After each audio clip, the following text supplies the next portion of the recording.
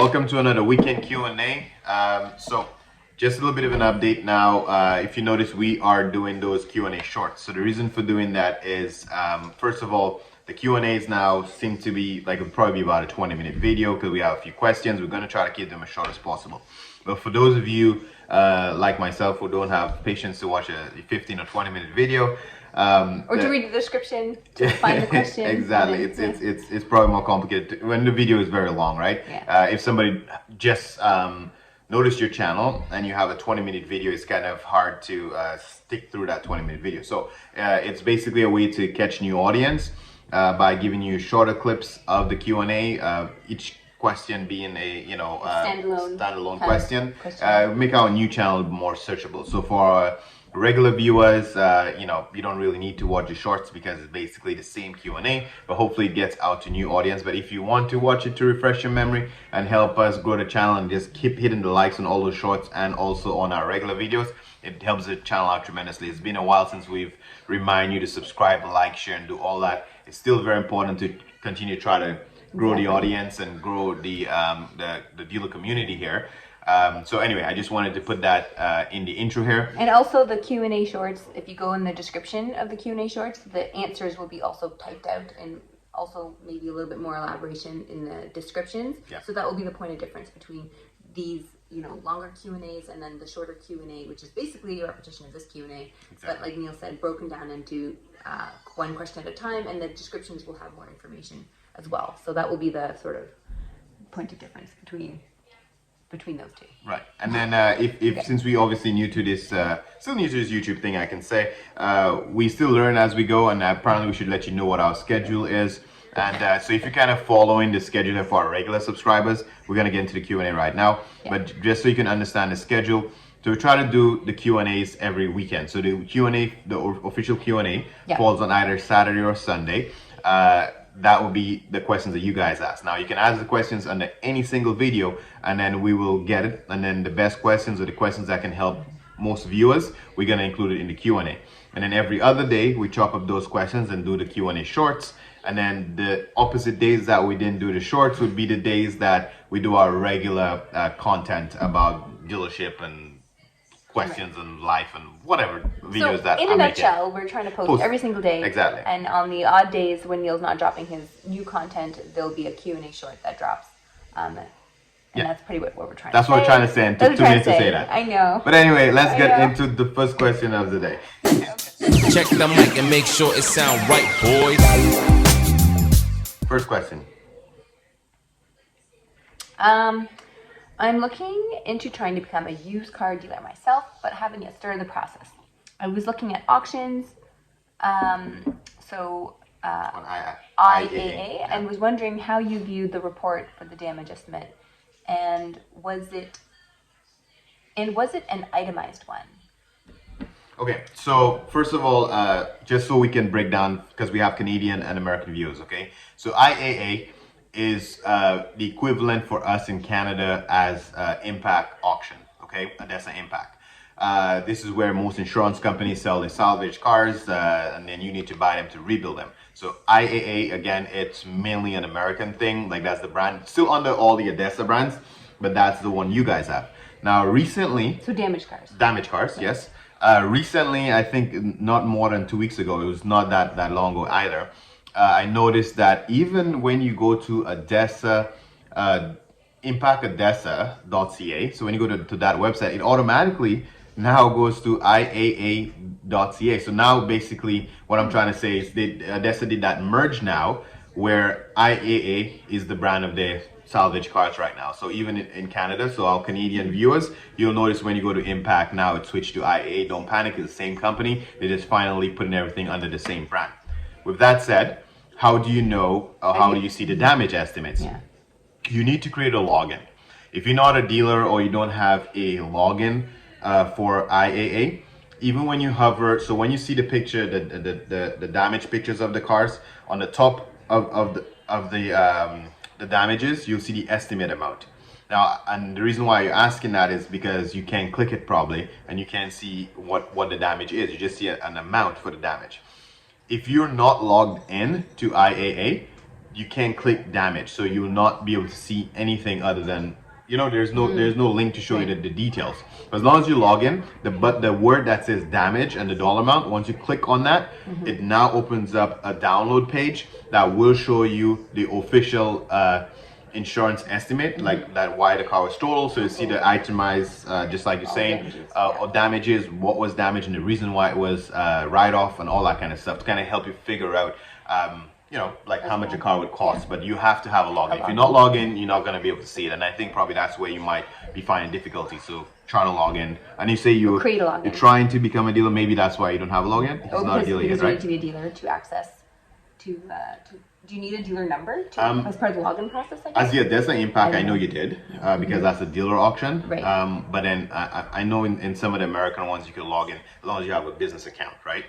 So because you can buy cars, like I always say, crash cars. You can buy it as an exporter. You can buy it as a parts place, right?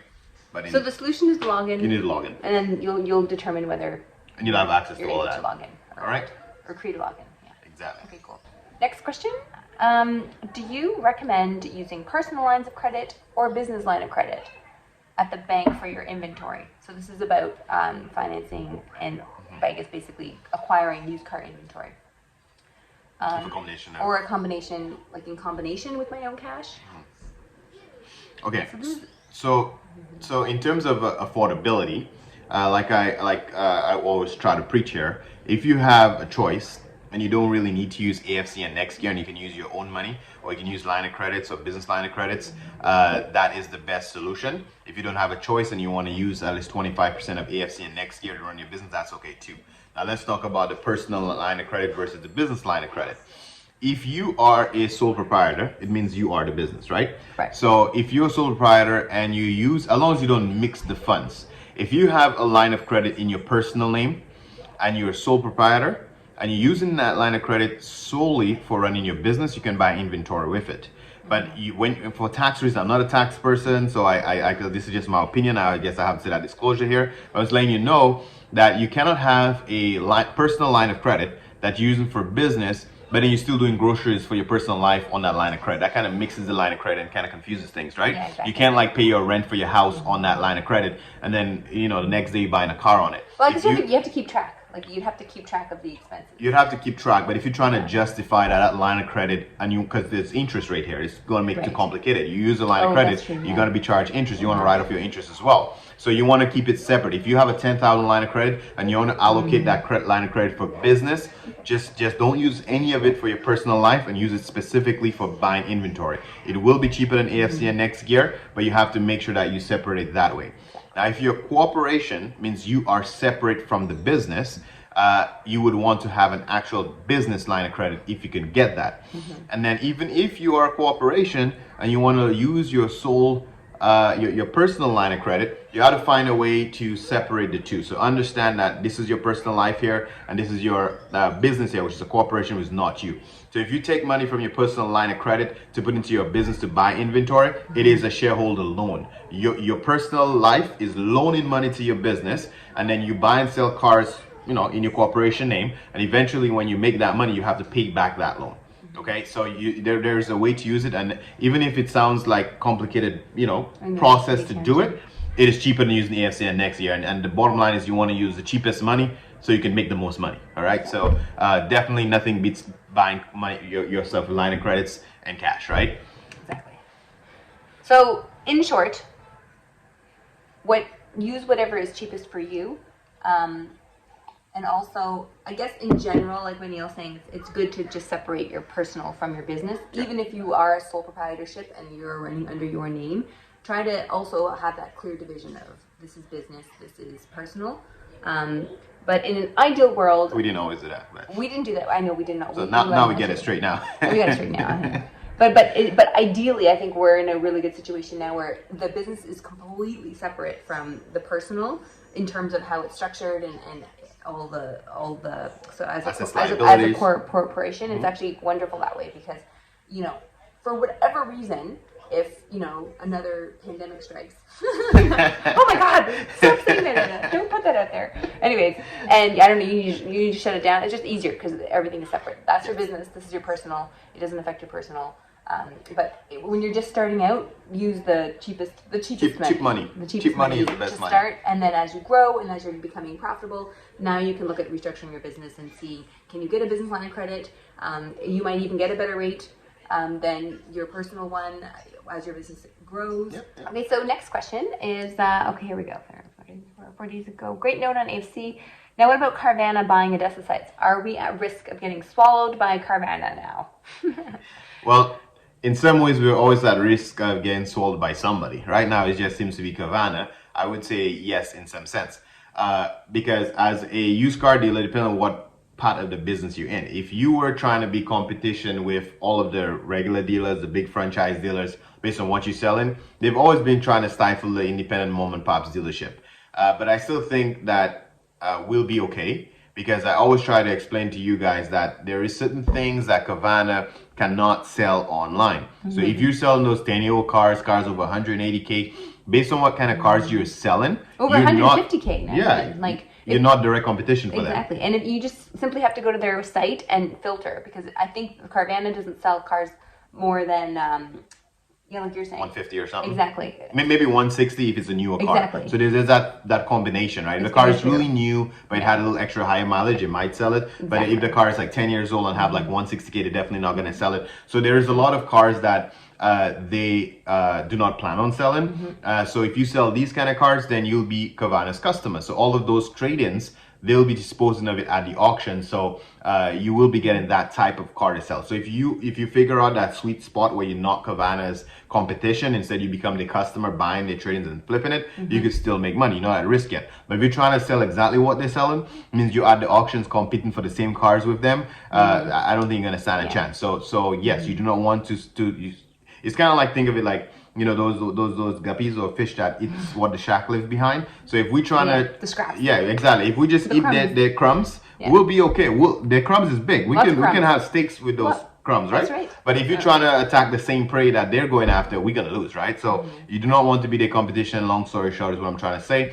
And them buying the auctions, do not get intimidated by it. It doesn't really matter who owns the bloody auction. The auction is there to supply us with inventory, so that's not gonna change. There will still be inventory being sold at the auction anyway.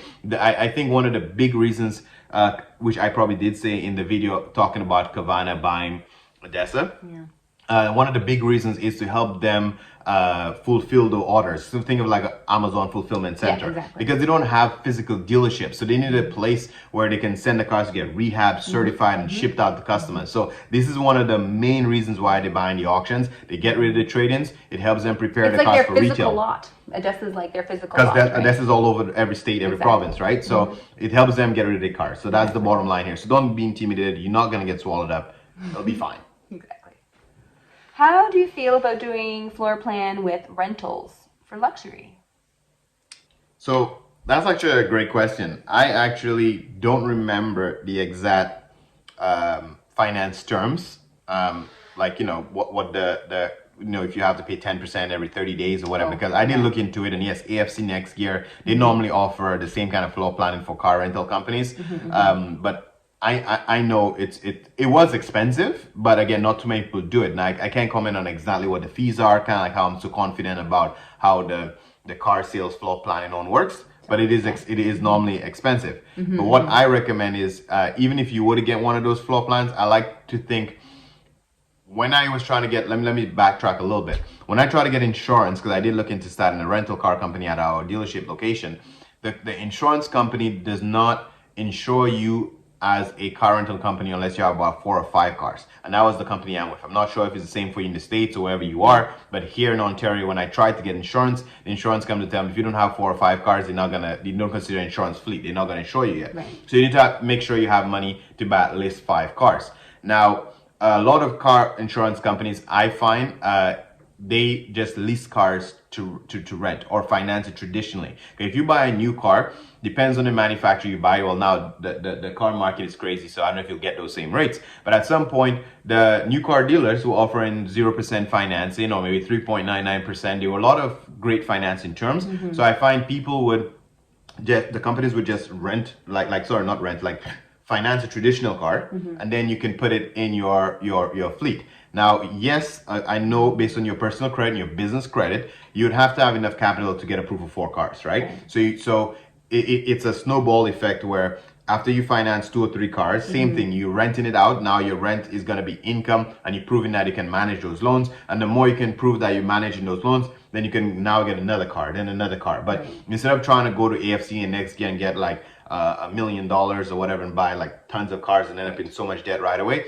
if you grow the business slowly, but you grow it with, traditional financing, same going back to regular line of credits, your own money, or just basically leasing, or if I'm saying the right word, not necessarily leasing, because I don't think you can rent a lease, but I mean financing, doing traditional financing on those inventory and then renting out is better off.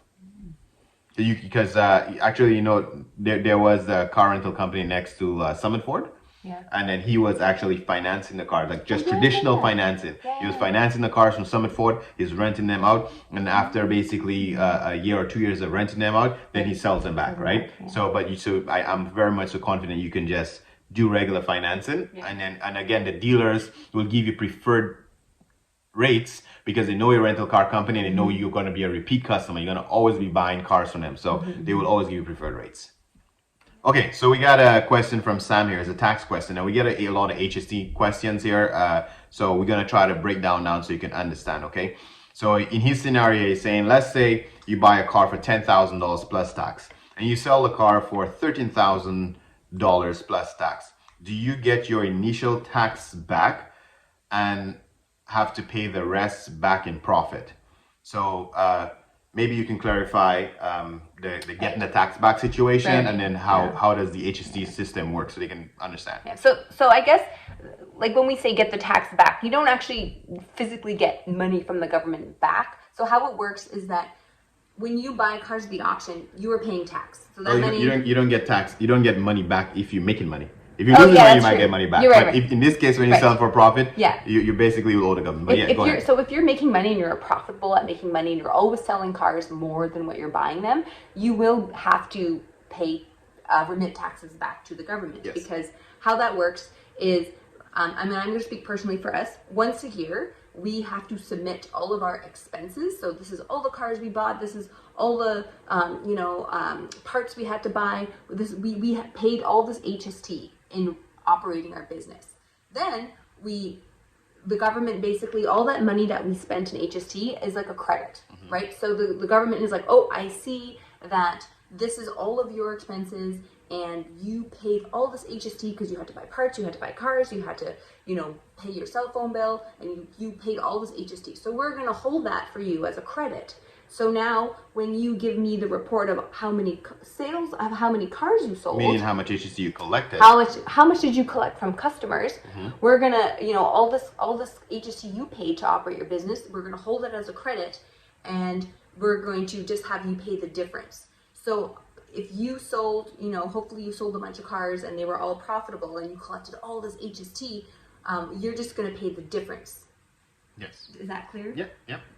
So in an example, let's say you had, you over the years, you spent, let's just use his actual example here. Yeah. So forget the bigger picture. Let's bring it down to a car per car basis. Yes. Car per car basis. Let's pretend the whole year you sold one car. So make it super easy. You bought one car and you sold one car. Exactly. Yeah. So based on what Anna is saying here, in your scenario, you bought the car for $10,000 plus tax. So that means at the auction or wherever you bought the car, you paid $10,000 and you gave them HST on that $10,000. So like she's saying, that's what you spent. So that's a credit. Nobody's going to give you that back yet. That's a credit. Now, luckily, you're able to sell that car for $13,000. So that means you collected HST from the public of $13,000. The difference is where we have to worry about. So basically, you minus the $13,000 that you collected from the $10,000 that you spent on the vehicle. That means there's a difference of $3,000. So you in positive $3,000. You made $3,000 in profit. You collected $3,000 worth of HST more than you paid. Exactly. So now you owe the government that difference. So you only owe the government about $390 on this transaction. Now on the flip side, if you, which it can happen, you bought the car instead for $13,000. and you couldn't sell the bloody thing, and then you end up selling it for $10,000, we still do it based on the difference. You minus the 10,000 from the 13, you get the same $3,000, but in this case it's a $3,000 loss. Right. So now the government is owing you $390. So look at that. If you're profitable, you pay the government. If you're losing money, the government pay you back the difference in HST. Yeah. I think that is clear as we can explain it, and that's how HST works. And just keep asking questions until it's clear, because that's how we're all going to learn, right? That's correct. So, question: I'm at the fingerprinting part of getting my dealer license in New Jersey. Awesome. What's the typical price for insurance and bond policy? I don't expect a definitive answer, but even you tell me what you're paying for, it helps a lot. Okay, so this is insurance, Neil. Insurance. So we pay currently about $600 roughly a month. For our business insurance, but insurance is very complicated. So I know I'm just giving you a general idea. That's what we pay, but it doesn't mean that's what you're gonna pay, because keep in mind that we do have a full 4-bay service mechanic shop, which includes insurance for that as well. When you run a service shop, you need to have I think it's like $1 million or $2 million liability in case you drop somebody's car from the hoist or the shop catch a fire and you had 4 cars, customer cars in the shop overnight. So the liability is high on that side of things. Plus we use our dealer plates as personal use as well. Yeah. So there's a lot of factors that will make your insurance higher or lower. But mainly too, it also depends on your inventory value. That too, yeah. So right now, our lot is I think we're only insured for $100,000 or $150,000 worth of cars. Personal inventory, yeah. So that's important too, right? So if you have a bigger lot and you maybe have $200,000 or $300,000 worth of inventory on your lot that you want coverage for, that will impact your price. So we're paying about $600. The $600 includes about $100,000 worth of car lot and 2 dealer plates. You get charged with number of plates as well, yeah. And personal, so like for Neil and me, so we're driving those dealer plates for personal use as well. And like Neil was saying, that also includes the 4-bay mechanic shop that we have. So that's what. So insurance really does vary based on a lot of Canadian dollars. Well, actually, probably U.S. insurance is cheaper anyway because of the amount of competition they have out there for insurance. Right. So even if, I would imagine your insurance might be a lot cheaper. And by all means, when you do get a quote and you want to shoot us a line, I'm curious to know. Maybe even in this video, anybody watching this video, no matter where you are, if you have your license there, let us know below what you pay for insurance. I'm just curious because based on which state you're in, which province you're in, that insurance can vary significantly. So if you guys already have a dealer lot and you want to share with the community how much you pay approximately for insurance a month, I'm curious. So let us know in the description below. Let's move on to another question here. Thoughts on running a small dealership part-time? Like selling cars online through appointment basis, etc. Oh, that's an interesting thought. Yeah. Selling cars part-time. Well, can I just say part-time could be also seasonal, because right now, we're selling cars. We aren't really selling cars in winter, but we're more focusing on the spring market. So I guess your definition of part-time could be interpreted differently. It could be seasonally, but I'm assuming because you're saying part-time, you may want to keep your regular job and do it. So you don't want to jump 100%. Full in because you want to get your job going, right? So it's possible. But it may not be the most cost-effective thing to do just because you have to pay for locations and all that kind of stuff. Now, well, interesting because he's talking about online. Because Neil, not to cut your thought though, because about expanding. Like, can small dealers, eventually move online and sell cars yes, you can, from their but website, it's not realistic to have a full-on website. You know how much for a Shopify website and all those websites to have one car on it. So that's not really. As much as I want to, you can do it. I have to keep it real with you and tell you what actually works, right? So you can be a full e-commerce website selling cars online if that's where you're going with that, and have one car, 2 cars on it. It doesn't make sense. Yeah. However, there are some shared locations that might be able to enable you to do that, where it's not really a virtual office. There is, specifically in Canada here, I know there's a place on Derry Road that offers something like that. You drive by and it looks like one dealership with a ton of cars on the lot. But when you actually go inside, there's a bunch of offices. Each office is a private office. You might pay $500 for that office, and then you'll pay per parking spot that you need. So if you have 2 cars, you pay maybe $50 a month for the spot, right? So that might be the easiest way for you to do it part-time. You have your full-time job. You rented an office there for about $500 a month, and and you have 2 cars parked out there, and then on your what they call it, on your ad on Kijiji or Auto Trader, wherever you choose to advertise, make sure you say by appointment only. The worst thing you want is a customer show up on your lot and nobody's there, they get pissed, they walk away, and you never see that customer again. But if you say by appointment only, and you let the person know that you have a huge sales on Saturday and Sunday, 10% off, whatever, you try to make them come on the day that you're not working, which is probably this Saturday or Sunday. It can work. Anything like you put your mind to, by it can appointment work. only. Yeah, It's by appointment only. So exactly. you come So when I'm there. Right? So if you work a 9 to 5 and you want to take appointments between maybe 7 and 8 in the evening to show your car, there's no law that say you can't do that. So 100% you can do it part time, but you obviously would have to structure it that way, and it's possible. And I think you can. in Ontario, to get your dealer license, you literally need a physical location. Yes. So Onvic is you obviously need a place to store the cars. Yes. So that would already be an operating cost in addition to your if your website is your storefront, kind of saying you want to sell cars online. Well, you still need to pay for a location Physical to location. park the cars, right? So. And we're just kind of like marinating and talking about it because it's kind of cool to think about it, way because, to do it, creative way. and that's how we would hope too. Because Yep.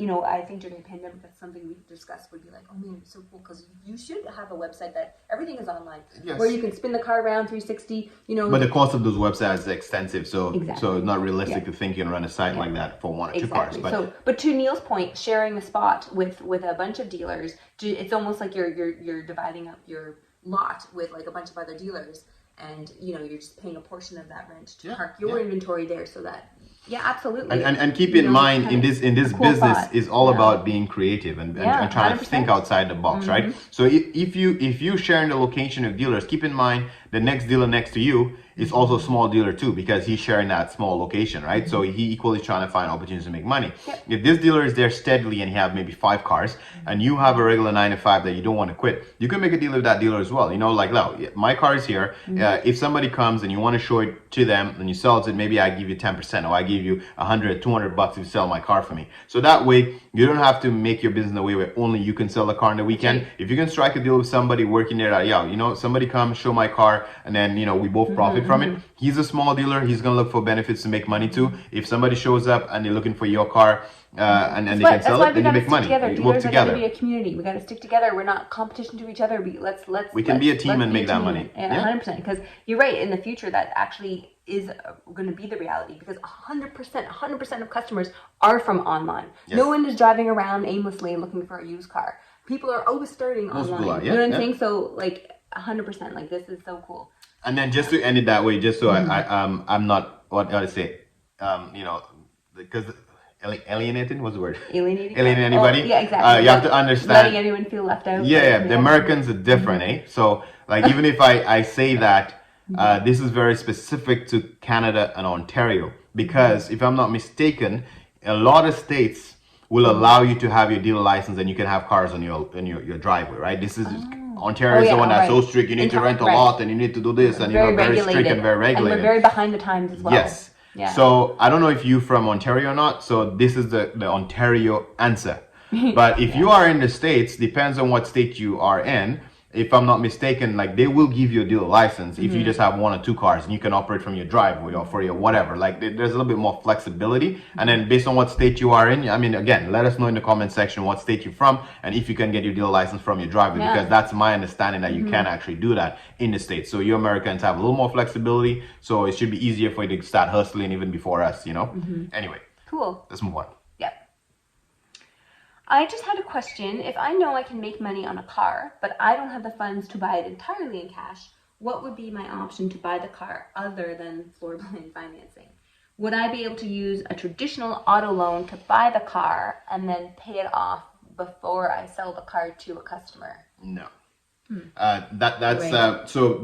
It's funny you said that, because earlier we talked about using traditional car loans for car rental companies. That would work, but for you to use a traditional car loan for you to sell a car, it's kind of tricky, because you just get into a car loan. You plan on selling a car hopefully within a couple of weeks, right? So depends on the way your loan is structured. Maybe there might be hopefully it's a fully open loan, right? Because you don't want them to have like cancellation fees for paying out the loan earlier.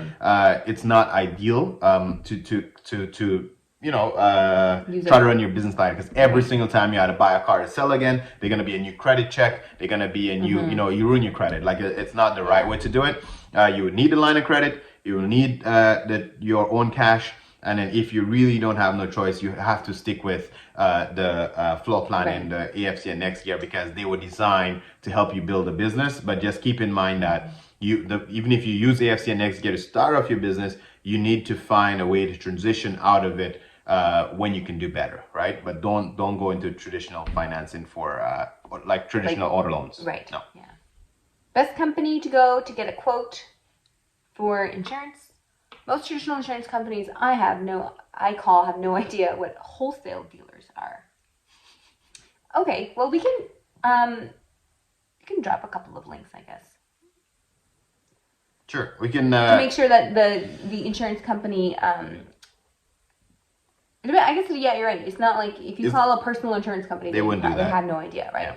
Yeah. You'd have to call.